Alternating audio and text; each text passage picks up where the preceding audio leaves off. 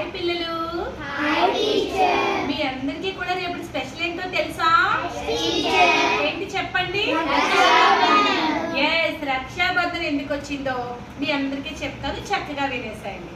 ఓకేనా? రక్షాబంధన్ అంటే ప్రతి ఆడపిల్ల సంతోషపడుతుంది. మా అన్నయ్యకి రాఖీ కట్టాలి, మా అన్నయ్య నాకు డబ్బులు ఇస్తాడు, లేదా మా తమ్ముడికి కట్టాలి అనుకుంటారు. కానీ అది కాదు, డబ్బులు కాదు అక్కడ. రక్షాబంధన్ అంటే ఇది ఒక కృష్ణుడి స్టోరీ.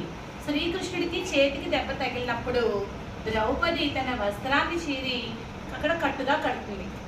ఆ రోజు నుంచి కూడా శ్రీకృష్ణుడు ఏం చెప్పాడు అంటే, ద్రౌపదికి, తల్లి నా కష్టం వచ్చినప్పుడు నువ్వు నాకు ఇక్కడ కట్టు కట్టావు కదా, నీకు ఏ కష్టం వచ్చినా సరే నేను నీకు తోడుగా ఉంటానని చెప్పేసి వారినిస్తారు. అందుకే ద్రౌపది వస్త్రాపథం జరిగేటప్పుడు ద్రౌపదికి ఎవరు సహాయం చేశారు? శ్రీకృష్ణుడు. ఆ రోజు నుంచి మనందరం కూడా రక్షాబంధనం అనేది జరుపుకుంటున్నాం. ఓకేనా పిల్లలు? సో అన్నయ్య చెల్లికి రక్ష, అలాగే చెల్లి అన్నయ్యకి రక్ష, అలాగే అక్క తమ్ముడికి రక్ష, తమ్ముడు అక్కకి రక్ష. అలా ఒకరికొకరు ఏ ఆపద వచ్చినా సరే తోడు నీడగా నిలవడమే ఈ యొక్క రక్షాబంధన్ యొక్క అర్థం. ఇప్పుడు అర్థమైందా పిల్లలు?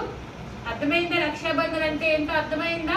మరి మీరు కూడా ఎప్పుడు కూడా చక్కగా మీ అన్నయ్యలతోటి, చెల్లెలతోటి, అలాగే అక్క తమ్ముళ్ళు ఎవరైతే ఉంటారో ఎప్పుడు కలిసిమెలిసి ఉండండి. ఏ ఆపద వచ్చినా సరే చక్కగా మీరందరూ కూడా షేర్ చేసుకోండి. ఓకేనా? Okay, thank you.